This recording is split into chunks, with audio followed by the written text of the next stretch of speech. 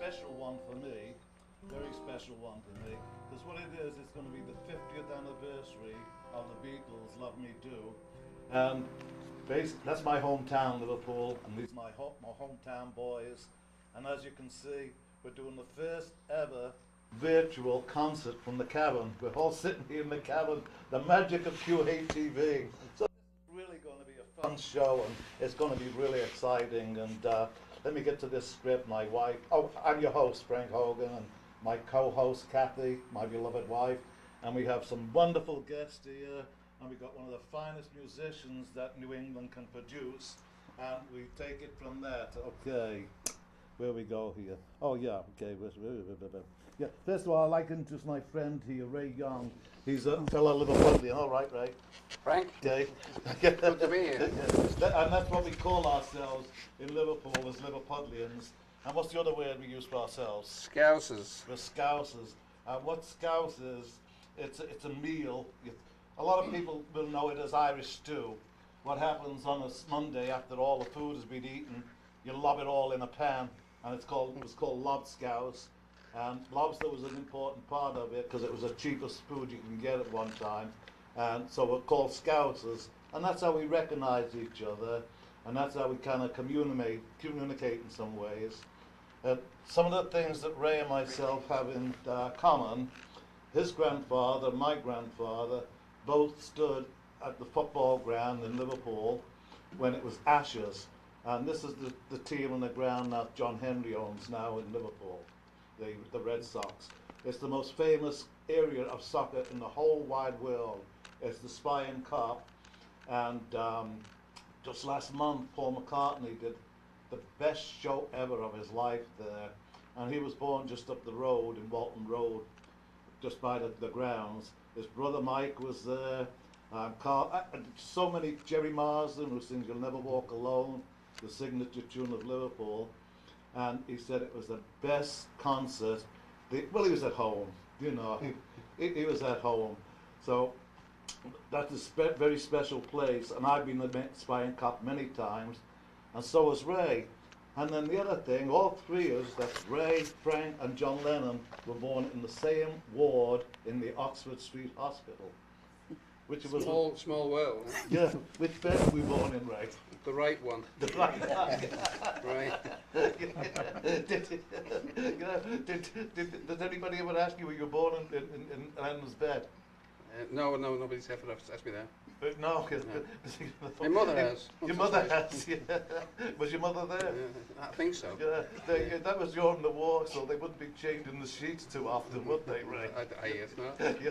Incidentally, both of my sons were both born in Oxford They Street. were both born. Yeah. Yeah. They were both born in Oxford Street. Right. Yeah, and as you can see, hopefully this we're going to snip now back to the cabin. Let's. Are we in their control room? We're going to be in the cabin. No, we're chatting. Tell me a little bit about the cabin that you know, Ray, because it's. Well, it was Matthew Street, and when I was a kid at school, in grade school, one of my buddies used to live in an apartment right up on top of the warehouse, because that's what it was. I mean, the cabin was in the basement, it was a fruit center, fruit warehouse. And when we went up in the freight elevator, man, I'll tell you, it just smelled fantastic, you know, because back then, you know, it was still in the post-war period, and there wasn't an awful lot of fruit around, you know, and when you went in there, it was fantastic, you know, the aromas, yeah. So, but later on, we used to go down to the cabin, and used to go down there when it was a jazz cellar before the Beatles arrived, and Jerry and the rest of the guys, but spent many a happy hour down there, and across the road in the pub.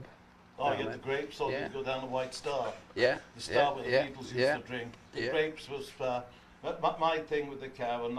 We were in the fruit business, and this area was Queen Anne Square, and our family was in the fruit business. And some of the pictures that Grace got of the cabin on the Cabin Street actually shows the vehicle, one of our vehicles, by the cabin, and what we used to do. I almost rented some of the property in the cabin for the fruit, because you know, that was our business, but it was a bit expensive. And Paddy Delaney, do you know Paddy, the bouncer on the cabin? Big guy, real nice guy. He used to watch our van while we loaded with fruit because we'd have to go in and bring it. And all the bands, they all knew I was one of the few people with a truck, with a van in Liverpool. So a lot of them depended on me to pick them up and do it. So they knew I had fruit, and they'd see me go in, and they'd run to the truck, and they'd steal the stuff out of it. Paddy Chambers, who was the bouncer there, no, Paddy Delaney was the bouncer there, a big kid. He spent a lot of time. Eventually, he started becoming management with the Beatles, and he came out all right. Paddy made a few $1 million and was a happy guy, but that's a little bit with the Beatles. Oh, and my brother John, he met his wife there, and this is the 50th anniversary of their marriage. So we're all familiar with the Beatles, with the Karen, and that's where the Beatles started. Let me see what I know about the Beatles. Well, I did film when they were the Quarrymen. I did go and film then, and I have that somewhere here in Quincy. And That was in 1997. yeah, and then I did Charlie Lennon? Mm, John's yeah. uncle. I filmed him. Yeah, I kind of grew up around them, on the edge of them. I knew them quite well. Like right now, one of my closest friends is Julian Lennon's manager, and I'm just happy to be here tonight because this is my heritage. And what happens is, the little corner store I used to have's gone. The movie house I have is gone. The field where I played in, gone. But you know what's left? The Beatles are left. And that's a continuation in my life. And it reminds me of the days, because we were villains. And Lennon was one of the worst villains of the lot. He used to have a little gang, and they used to come up on the bunk on the train up Smithdown Road, and at the top of Smithdown Road there was Woolworths. So Lennon would go in. We called him Lennon. We call him Lennon. He would go in Woolworths, and he'd throw these little fits, and the people would come from behind the counter to see how he is, and then his boys would steal all the stuff, and John would get miraculously come together real quick, and then run outside and sell them outside the pub called the Weighing Machine. Yeah. Anyway, Kat, would you like this? Oh, my wife Kat and I should have introduced you a lot. I'm gonna take over this show. You have. No, see, I could go from each of the Beatles, my own little experiences with them, and part of them, even to when they travelled to Germany, and this will be the last thing I'll tell you, and then we go on to other people. When we travelled to Germany, Woodbine and Alan, we had a Volkswagen, and when places would close, Alan and Woodbine used to like to drink the whiskey and hide it in the van. Well, one of the lads, or two of the lads, found some of it, drank it, and refilled it instead of going to the bathroom. And Alan and Woody picked it up. So you go ahead, Kat. Introduce some of my players. Okay. Well, I wanted to say that this program came about as a result of something that went on at the Thomas Crane Library for the last few months during the fall. Delvin Case is a professor of music, and he came and gave us 3 lectures about the music of the Beatles, and he focused on different eras in their musical development. And some of the guests here attended those lectures, and they have come here to join us tonight to talk about the Beatles. So, across from me is Ed Mack. If you could Ed. show Ed. And Bill Kelly, Hi, Bill. Oh, Joella Cerruta, Joella. and Scott Catton. Scott. Hello there. Okay. And, My fellow Scouser Ray. well, we've already met Ray. I didn't intentionally, and you were going to introduce. No, but I just wanted to say that I think that this show that we're putting on tonight will become a part of the annals of Beatles history. It's done from this outpost of Liverpool here in Quincy. Anybody that has met Frank has learned a lot about Liverpool. So, and I've learned a lot about it. I've had many visits there. and I really love it. It's become a part of me too. So, and as I think Frank may have already pointed out, we have a virtual cabin club here, which I think is really great. So, so now I think we're going to move this back to you, Frank. I and think if we introduce Jim. could we show the little rights comedy thing, Grace, by any chance? Are we ready for that? Jim. No, no. Oh, okay. Ask Grace, says, can we play the little comedy piece? Okay. Setting it up to go. Okay. We're cluing up something which I just love it. It'll give you the sense of humour, an idea of the sense of humour of Liverpool, because Liverpool is full of comedians. You know, it's a comedian city. I think it's queuing up now, and we'll be able to watch it on the screen here. But while it's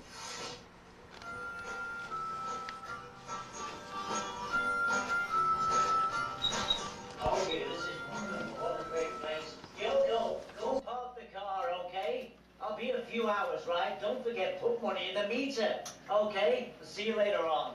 Oh, this is it, Whitby Studios, you know? I can't wait. It's been 50 years and they're all here. I just need to find George Martin. Where is he? Is he through here? Okay, let's do it. Hail, hail, rock and roll. Let's do it, right? Okay. But it's great to be here, you know, and it's great to be seeing everybody again, you know? After 50 years, you know. And how wonderful it is to be working with George Martin again. Even though it's here and isn't what it used to be, you know? And yap, yap. It's a wonderful adventure. Everything is wonderful. George. And George. to actually be. George. Excuse me. Yes. John? George. Yes. George, I'm loving this, you know. Everything Yes. sounds fantastic, you know. Thank you, But John. can you give me some more treble, okay? Yeah. Some more treble. Some more rebels. I don't actually have any rebels, John, but I do have a nice bag of Maltesers, and perhaps we can wash No. them down with a nice No, cup George, of tea. no, you don't understand, George, no.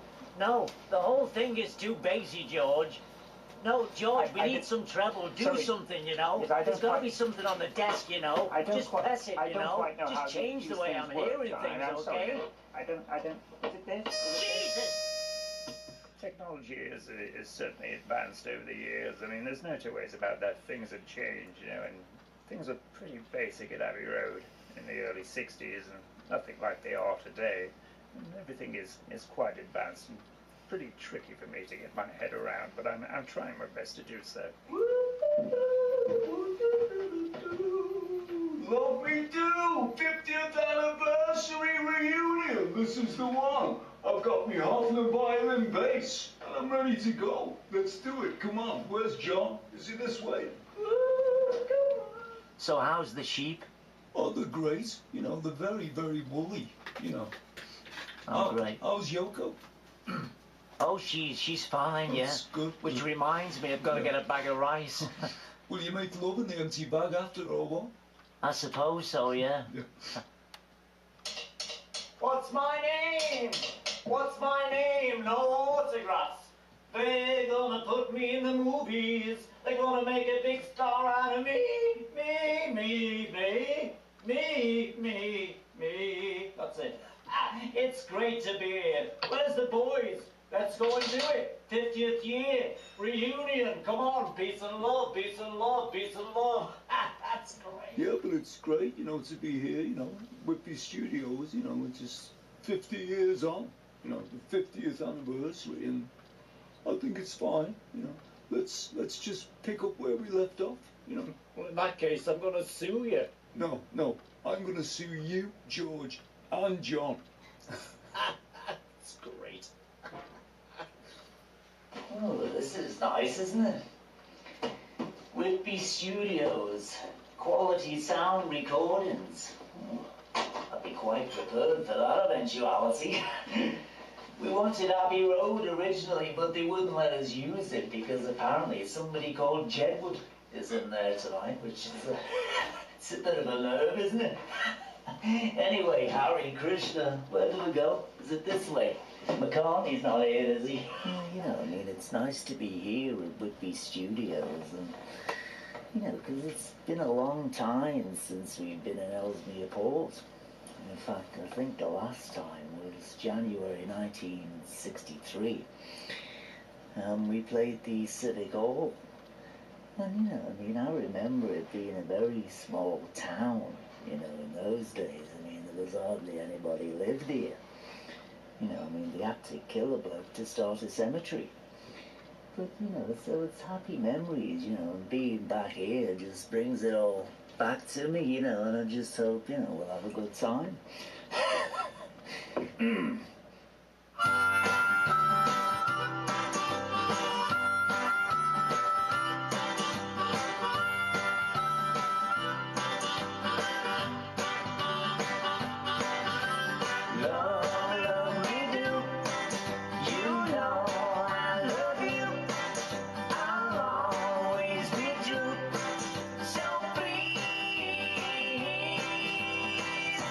Love me do,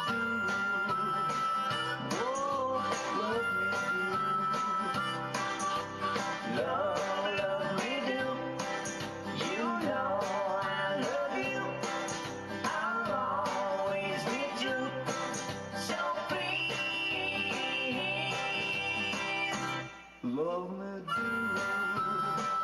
Whoa, love me do. Someone to love, somebody new. Someone to love, someone like you. Love me do. You know I love you. I'll always be true.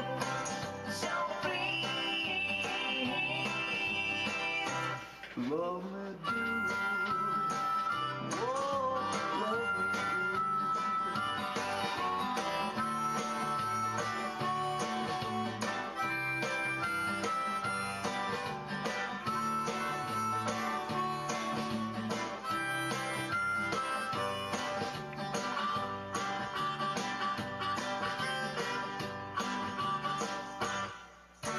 Love me do.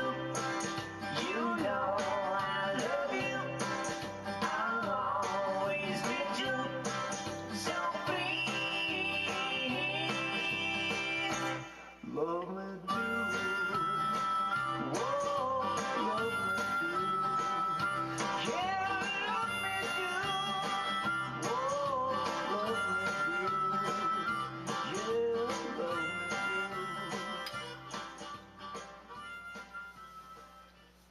do. Well, what do you think of that? These guys are fellow Scousers, like the fellow Liverpudlians. And that's one guy that plays all those people, Stevie Ricks. Stevie Ricks, Yeah. yeah. I don't know, look, George Martin knocks me out. Yeah. Because, he was Liverpool's tough city and tough people, and George Martin had a university education, nice guy, and he was always trying to tell us what to do. Well, I'm not saying his nose is big, but if it got any bigger, he'd fall off his perch. Well, listen, anybody got any views on that? My wife loves Paul. Yeah, I just think, I love the way he does Paul. I think he's really studied him. What about All you, those Mr. Musician? in the mouth. Tell me what you got out of it. Humor, I like it. I like the Ringo stuff, the peace, love, Yeah. the autograph thing. What I like is John when he says, "I got to take the rice home." He says, Bag of rice. "Well, you've got a use for the bag." Well, come on, what do you see in this little movie? Did you enjoy I it? thought they were very talented. There are a lot of That's one guy. there are a lot of groups out there like Rain and Oh, some yeah. groups that are very close to what Right. the Beatles No, did. and But it's this was phenomenal. one This man. is one guy. This Yeah. is one Yeah. individual, Very, very good. and the best Very of all the talented. groups is like my side is Liverpool Legends, and the best of all the groups is called Liverpool Legends, and that's Louise Harrison, George Harrison's sister. She has a group, but I tried to get them for the soccer match here at Fenway, but they was busy in Branson, Missouri. But they are fabulous. They are fabulous. And yourself, what do you think of that? I thought can't he believe- did a pretty good job. I mean, the accents were spot on. The and Scousers, it's- what do you expect? Well, I know, but not everybody does a Scouse accent right. I mean, But they- individualized to each person. Yeah, yeah, right. right. It sounded like Paul. It sounded like John. Right. Yeah, I think he nailed John and Paul very well. He did. He really did. You're like Paul. Paul and John, he really, it was great to see John Lennon again. It was. It was. Joella? I thought George was good, and he looked dressed for the part with Yeah. the mustache and the dark Right. suit that George always wore. Right. Uh-huh. Right. And Yes, I think he did an absolutely fabulous job of all four of the fellows there, especially John and Paul. He pretty much nailed it with all of them too. So my favourite has to be George Martin, because when he was doing this, we were pulling faces, doing things. I'd love to go into some of the things that happened in London and during this. Like there was a guy that rode through the studio on what they call a little monkey bike. But first, I'd like to tell the people here and people out on the audience, the people that are joining us or are doing their own tributes to the Beatles this week and even tonight, a very special friend of mine. What have we got there? Who we got? Oh, we got Paul McCartney in Houston. He's doing a Beatles tribute, and he went back to doing, we got the songs there. He's gone back to doing all the old Beatle numbers, and he did a tribute in Houston. And then 2 nights ago, the Rolling Stones all came back, including Ron Wood. They came back and they did a Beatles tribute in London. And then in Liverpool, the New Epstein Theatre is doing This Boy. They're opening tonight, doing This Boy. The Cavern Club is doing a whole week of what we're doing, a tribute to the 50th anniversary to it. And just about, I've heard from Beatle clubs as far as China, Australia, Japan, and they said they're going to join us and they're going to have their own get-together in pubs, and they're all going to, so there's a lot of us celebrating this actual tonight, but the greatest one for me that's going to be celebrating it, he should be on stage right now in the Kaiserkeller in Hamburg. It started tonight, the celebration. His name is Carl Terry. This was really, I mean, my mother, when it was raining, when he was making his way, and he'd play outdoor groups, where's the record? Oh, the record. When he'd play outdoors, You stuck my it back mother there. would go and watch him because he was a neighbour, in the hopes that he'd have people came to watch him. So my mother was a fan. This is Carl's album. They call him the Sheik of Sheikh. And one of the things I don't know, cameras, I don't know, here, where is it, was the Dublin Town Hall. This is the town hall just outside Liverpool. And I actually took Carl up because I had the vehicle. And that night the group was called the Beatmakers. They were John, Paul and George, no Ringo. And there was Jerry Marsden, his brother, and 2 of the other pacemakers. That's why it's called the Beatmakers. But Carl was the lead vocals. And Paul had on a hood. No, Paul had on a nightie, an old-fashioned man's nightie or a woman's nightie. Jerry Marsden put on Paul's leather gear, and it was a great show. But Carl was the star of the show, and it was a great show. But it was a one-off thing. But they did repeat under different names and do things. And this is a picture of me and Carl on stage. That's what I looked like in those days. Not too bad. No, that's 15 years ago. Can somebody get that? Yeah. Now, Carl, what is happening right now while we're speaking, Carl Terry, he took his name from Chuck Berry. Carl Terry, Chuck Berry, and a lot of them do. I could explain a lot of the names of the people around and that. He's opening in the Kaiserkeller in Hamburg this evening, and I'd say now, knowing the time difference, Carl will be right in the middle of 20 Flight Rock. That's what he's do. But this is a tribute to the Beatles that they're holding in the Reeperbahn and the clubs of Hamburg tonight while we're doing this. So we're all supposed to communicate with Carl. And, hi, Carl. So now I've mentioned that, I think, we'd love to hear this talented man. Would you want to ask a little bit about himself? Sure. Yeah. Jim, this is Jim Richard. And would you tell us about the group that you play with and how you got into music? Yeah, I loved the Beatles as a child. Always did. Grew up learning a lot of Beatles songs. That's what got me to get into various bands, and currently I'm in a band called the Dons. We play all around. I play a lot of solo gigs around too. So, and Beatles are a big part of the set list. So. Did your parents listen to the Beatles? Did you learn it from them? Yes, my mother and father did. Yes, and that's Yeah. how I first laid eyes on Meet the Beatles. and then I think there was a movie out with a band called Rain that did the soundtrack. And Rain. It was an that's older what I version. mentioned. Yeah, before Backbeat. But it was a great movie, and the album I loved. And then and then I think for Christmas they bought me the blue album. You know, the Blue and the Red album came out. Sort of 63 to 66, and then 67 to 70. So what are you gonna sing for us I'm now? going to sing now a song Blackbird by Paul McCartney. Okay. Just before you do that, is there anywhere like Donna's from Quincy? Is there anywhere that people can go and hear you entertain? Sure, I play with a band called the Dons. We play at the Quincy Rock Club. Used to be Bad Habits. We play. Yeah, Oh yeah. Yep. we used to play have there. our football club in the Bad Habits. Beautiful. Before we moved to Liverpool Football Club. Nice. Was at Bad Habits before we moved to Cambridge. Okay. So very familiar with it. Yeah, we play the BBCs, all the British beer companies. We do that, and then I do solo stuff. Stone Cold Restaurant. What was that? Don't know what that was. It's okay. Maybe play before anything explodes. No, just go ahead. All right. Remember one thing here, young man. Yes. You're playing on the stage of the Cavern. I know, it looks great. Yeah. Your Yeah. first virtual entertainment at the Cavern. There you go. Don't be nervous.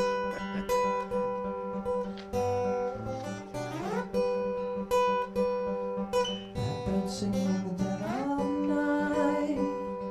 Take these broken wings and learn to fly. All your life, you were only waiting for this moment to arise.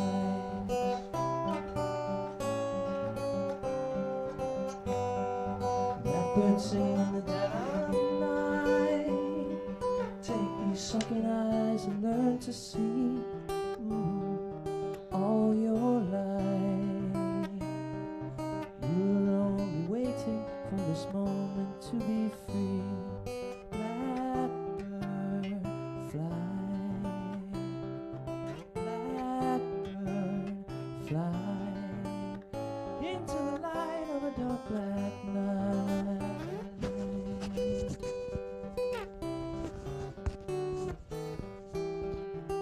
Cavern background.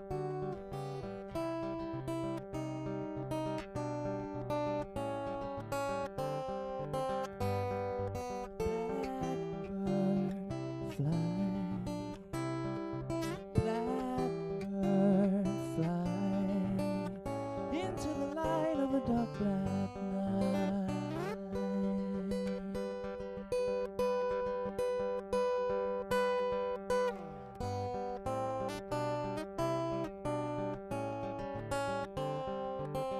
Blackbird singing in the dead of night.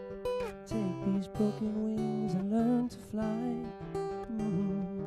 All your life, you're only waiting for this moment to arise. You're only waiting for this moment to arise. You're only waiting for this moment to arise.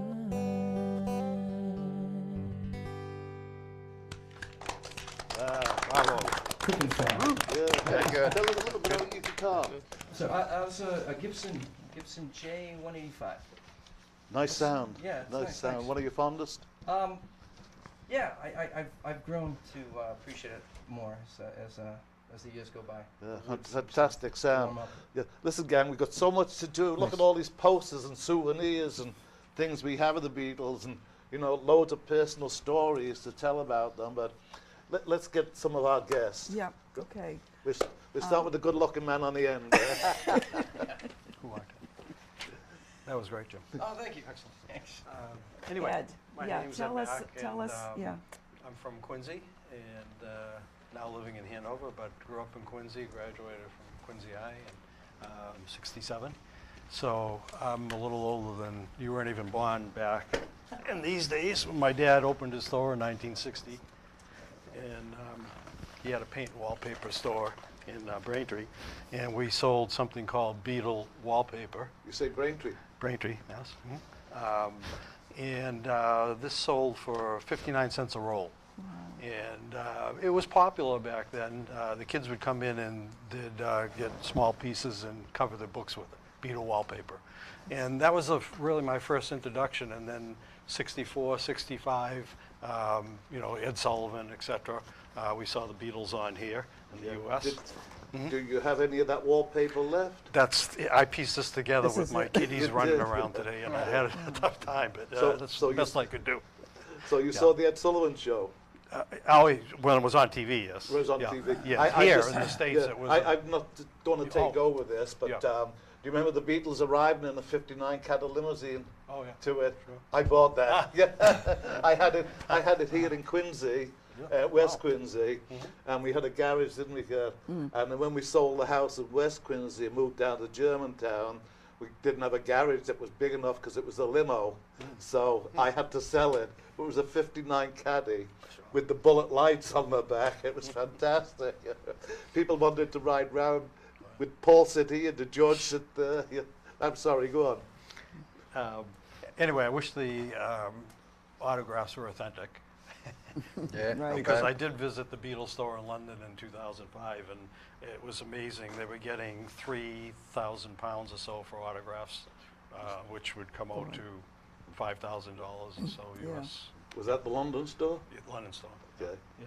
And then in the early 60s, I bought my first Beatles album. Introducing the Beatles was popular here.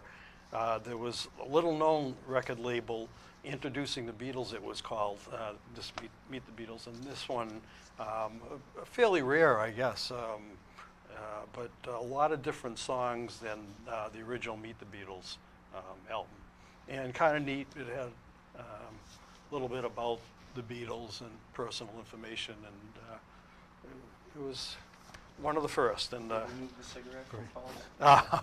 yeah. Oh, the cigarette in the end of the Oh, guitar, yeah. Don't know if they did or Yeah. what. I don't know if they still smoke or not. I won't come in with a story about Paul and the guitar, well, John and guitar. You know, he was dyslexic. Yeah, And, and he used to write the back on the guitar, the sets that they were doing. And Georgie Harrison used to throw a penny in them, so when they lifted them up, they rattle. And he did this to John, and then John did a version to Paul, but besides the penny, there was some liquid in it, and it was just so. I don't want to go into it. Did you have a favorite song amongst them? All of them. All of them. Yeah, Wow. Beatles Go song. ahead. So then I started, I shouldn't say it, skipped school in the 6th and 7th and 8th grade, and my friend and I would go in and see the British invasion. Just the Animals, Dave Clark 5, etc. It was, you'd pay $10 a ticket. There'd be 3,000 screaming girls, and you could walk right up in front of them and listen to their music. It was Wow. great. That before it became popular. That's the only way to see it, isn't it? Right there. And then I saw the Stones in '65, and that was a thrill because they played mainly blues from December's Children album. And it was raw, and actually Satisfaction had just come out, and Mick Jagger was sitting on the edge of the stage and playing his tambourine, threw it out in the audience, and that's all you heard on the way out is the tambourine play. Where was the show? This was at Boston Garden. And Boston Garden had a winding tunnel on the way out, and that's all you could hear on the way down is the tambourine. Is the on the way out? What could you hear? The tambourine Tambourine. that Jag was playing on Satisfaction. It was the tambourine. Okay, Tambourine, yeah. yeah.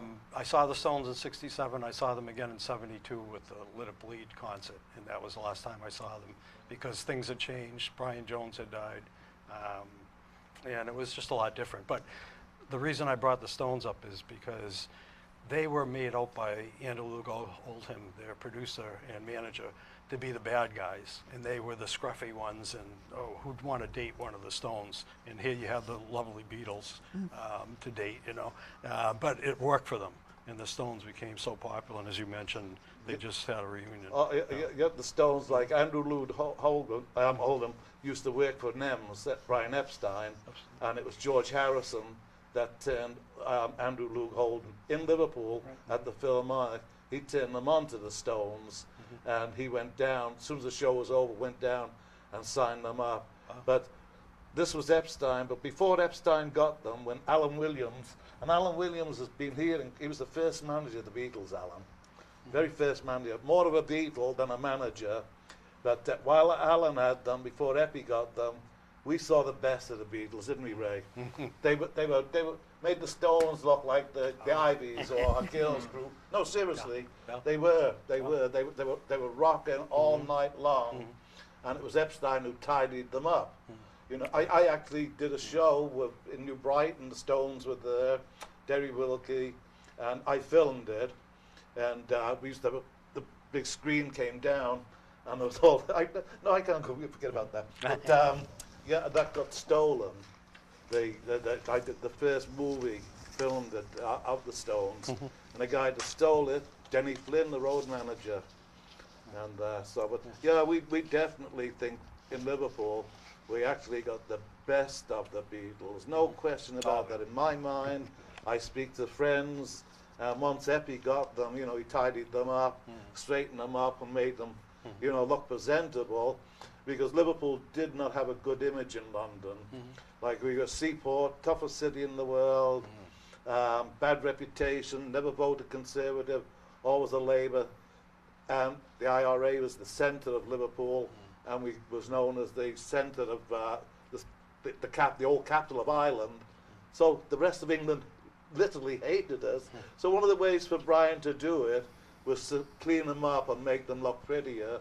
But it lost, to me, it lost a lot of the energy. What do you think, Ray? Well, I don't know. I mean, I think the Beatles actually did a lot for Liverpool because of, you know, they broke down that barrier that there was between the North and the South. And I mean, you know, you look at like Lennon that time on the Royal Command performance where, you know, I mean, it was populated by a mass of people, but all the royalty were down at the front, and he said, I want all you people at the back to clap, and you in the front just rattle your jewels, right. You know. But, it broke the ice. When they were interviewed, when they flew into New York, they asked them, they said, well, how did you get to America? They said, we turned left to Canada. No, the sense of humor was tremendous amongst them. Anything else, young man? So anyway, late 60s, I went to the famous Woodstock Festival, and it was rumored that the Beatles and the Stones were going to play. I never saw them there. I was there for the 3 days. I paid my $18, and it was quite a thrill seeing one amazing group after another. You know. Was that the tour that the Mad Dogs and Englishmen were in?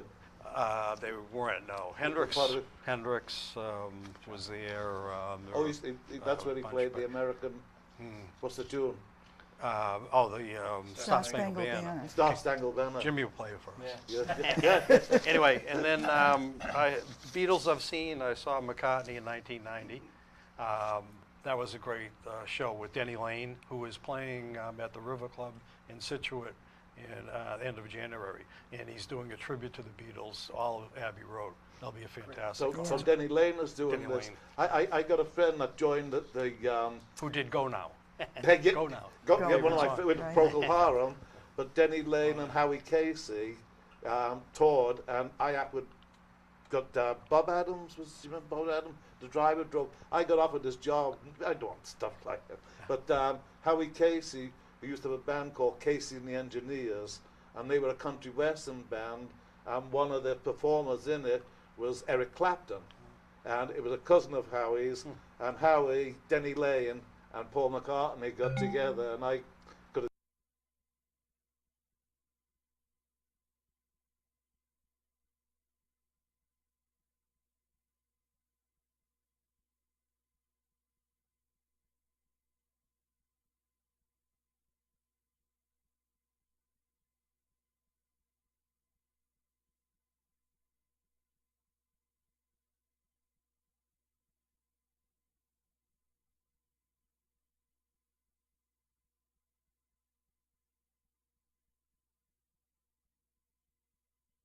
could have did a bit of the driving, but no, I'm settled. I got a wife, you know. It's, that's just a little bit of history. And Procol Harum and Wings, you know.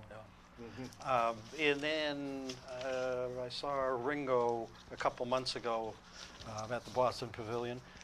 Great show, 72, and he's running around the stage like a young kid, and he sang all his songs, a little help from my friend, photograph, etc., and sounded like the record. I mean, he was fantastic.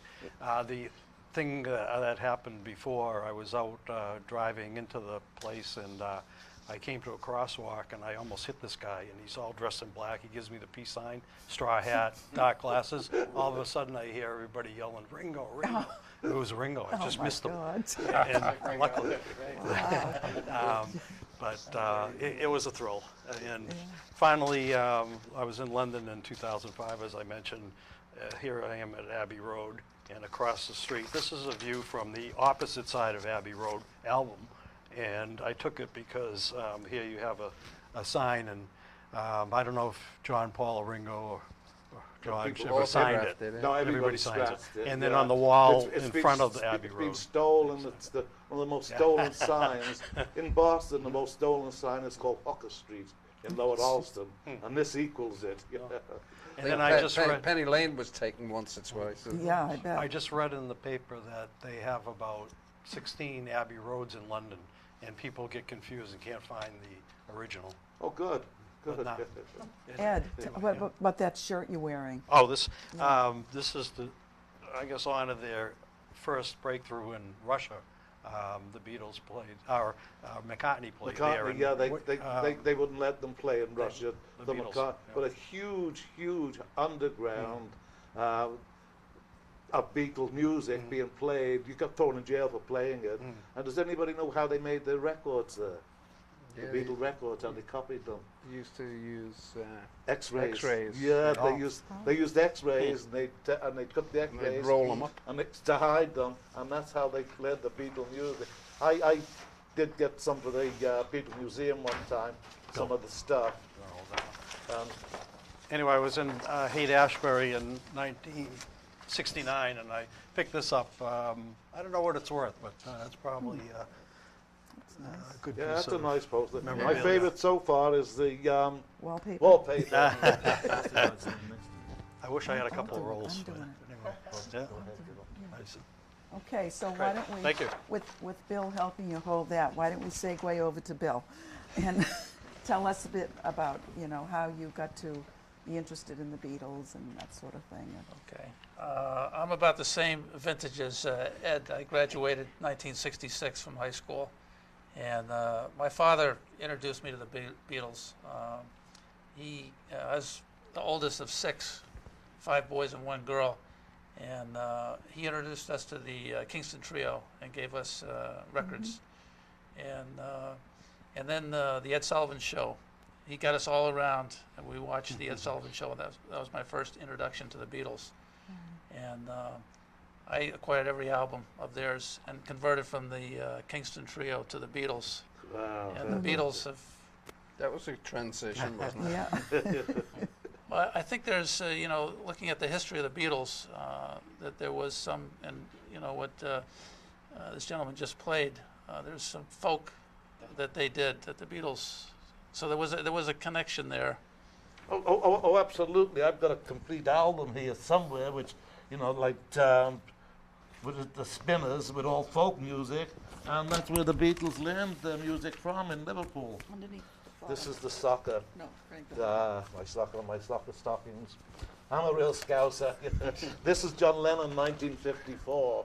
It's called Walls and Bridges, and this is Liverpool, and this is Newcastle. And he did this with a bit. I do have a copy, but I got to keep my mouth shut. Okay.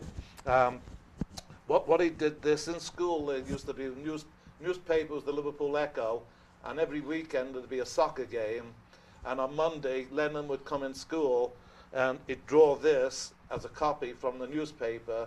Because in the newspaper, what you do, spot the ball, Ray. Remember it? Yeah, absolutely. Yeah. Tell them what you do. Yeah, you had to try and figure out where the ball was going into the goal, usually. And you put a little X, Right. and you bet on it, because gambling is legal. And then you'd cut it out the paper, and you'd send it into the Echo, and the one closest got a substantial amount of money. So John Lennon used to do this. He was a little gangster.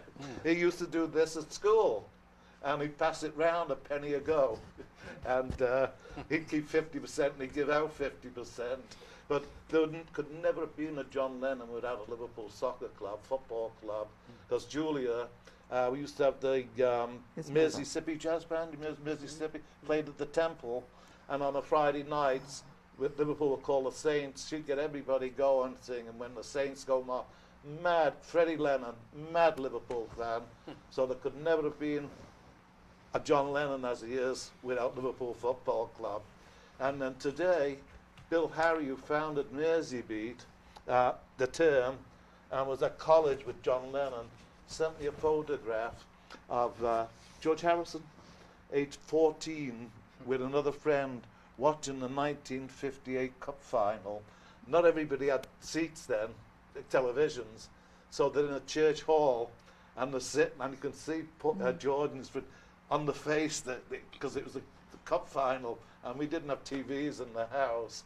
And Liverpool's first Cup well, Paul McCartney did a hellish show at Liverpool there, tremendous show. Okay, So then we go ahead, I'm sorry, Llewellyn.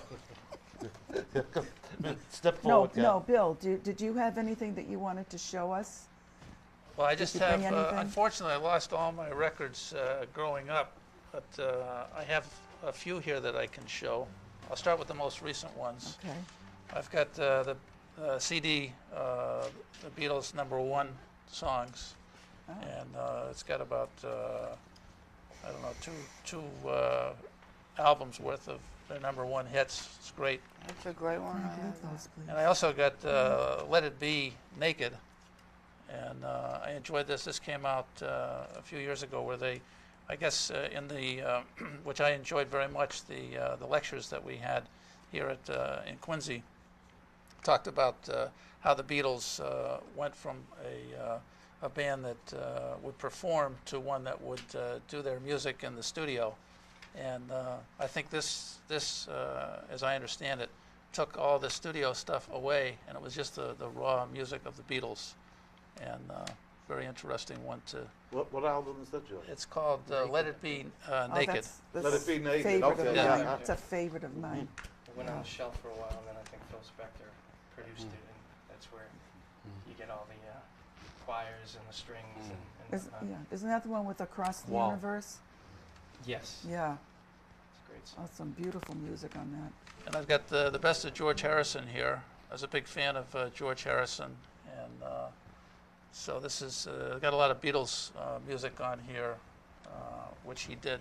You know, the stuff that he had written and performed when he was with the Beatles. Right. This chap here, where's Georgie, his studio, he owns now George Harrison's estate in Henley-on-Thames, and he's quite a good friend of mine. That's me and George chatting in the studio, and one of the little things I'll quickly point out, George Harrison was coming back to his estate, and his driver is from Liverpool, and they'd driven from overnight, and the gates open and they go in, and they hit a tree. So they say, go into the house, and the first thing George says is, call the tree doctor, and then call the tow truck. Yeah, he was like that, George. He was more concerned for the tree than his Rolls Royce. I thought a cute little story, and that came from the chauffeur's son. And Peckham, who lives in this house now, he qualified it for me. But that's a nice little story about George. Yeah, I like George. What else do you I have? picked this up because I had lost all my records. When this came out, the Beatles '62 to '66. It's a double album. So, and some of the stuff that wasn't on the earlier albums is here. Some great pictures and some great music. Listen, folks, we're really running short of time, and I really should be putting a heads up to some people that advise and talk to about this. One is Bill Harry. He was the founder of the Merseybeat, and he was a schoolmate of John Lennon's at the Liverpool College, and he brought all the avant-garde movies in. He founded the newspaper, and he's represented Led Zeppelin, Elvis Costello, but the most famous of rock and roll newspapers, the Mersey Beat, and Bill Harry, a close friend of mine. And if anybody knows, he's written 17 books about the Beatles. As I say, he was in Liverpool College of Art with them. They were great friends. They lived together up on Gambia Terrace. He took the Beatles at Shea Stadium, just part of it. And he moved today out of my old neighbourhood in London, and he moved 10 miles out, Notting Hill Gate, and he moved out, and I don't think he knows. We just moved out. We just had a niece move in with us, so I can appreciate what he's going through. But tonight, while we're doing this, he's going to have his own little Beatles tribute with us there in London. And then I got to go, Georgie Peckham. Fantastic. He did over 400. He did all the Beatles stuff, all the Stones stuff. He did the mastering before he actually took the lathe and cut it out. The last thing is the mastering. George did Beatles, Dark Horse, Elvis Costello. I got a list. It's just magical. But this guy is the funniest little bugger you'd ever met, too. It's the guy's living in Georgie Harrison's house. The old Water Street studio for EMI used to be a pub next to it called The Ship. And one door was on the main road, another door was on the side road, and this little bike Georgie had, he used to drive it in and out, and he put a costume on, a gorilla costume. And it's just this bike was coming in and out the pub. And what it was, and eventually we found it was Georgie. But he is, for all intents and purposes, the absolute fifth Beatle, because before any of their records, he did John and Yoko. And I asked him about Yoko, lovely lady, but he did the pressings, and he cut them. And it's George's birthday tomorrow, the 29th, Georgie Peckham's birthday tomorrow, the 29th. And it's the 11th anniversary of George Harrison's death. So it's a bittersweet thing. Two of the closest friends, very close, and one's birthday and one's a death. So it's a bittersweet thing for both of us. So they'll both be in our minds. This is a good night for me to do it, because I can share this, with a lot of friends. So I want to wish luck to Bill Harry, and wish to George, and if George and John are up there with the angels, wish you the best of them. We miss them, right? We forgive you for being dressed up like monkeys with Epstein. So I'm getting real Do we close. have a few minutes? How long? 5. Pardon? 5 minutes. 5 minutes? So let's give our guests a chance to Pardon? finish. Let's give our guests a chance to Give the chest Yeah. down, but before we do that, I want to say the technicians here, the cameramen here, fantastic. No, seriously, you're working here with some of the best people in the industry. We didn't have any rehearsals for this, did we? We came within an hour, we set the studio up, and we got to have a song as well. We set the studio up, we got Grace Busher in there, who I can't live without. John Caleri, we can't live without. I'm not sure about Steve Colby some days. Who else is in there? Peter Leo. Who's in there? Peter? Peter Gulliston Malik. We've got the best to offer in people here, and we got the blessings of Betty Campbell, but and John Caleri. I can't forget you. But Grace, how about sticking us on back in the cavern and while we do a song? Okay? How about these two? Sing away. We'll have to do another one.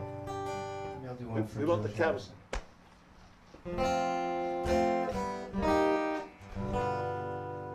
Something in the way she moves attracts me like no other lover. Something in the way she moves me. Don't wanna leave her now. You know I believe in her.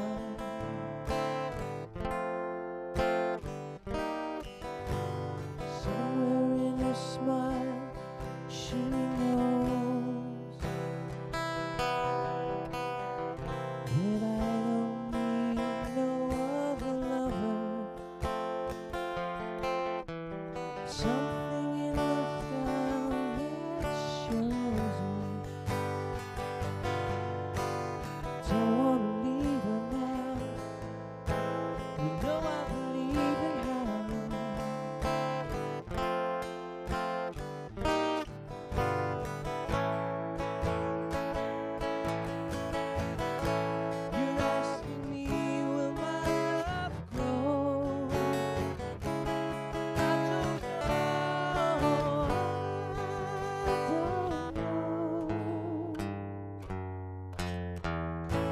you stick around now it may show.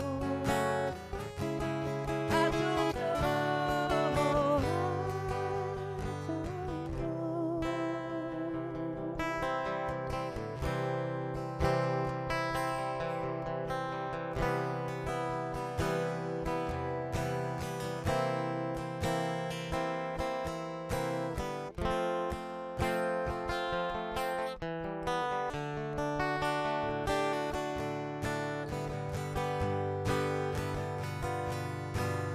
Don't wanna leave her now.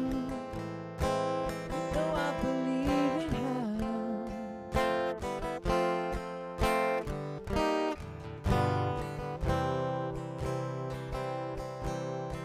Somewhere in her smile, she knows. And all I have to do is think of her. Something in the things she shows me. Don't wanna leave her now. You know I believe in how.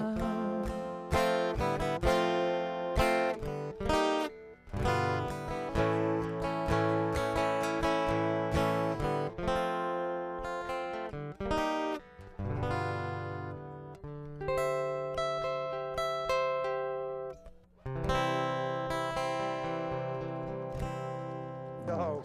Good job. This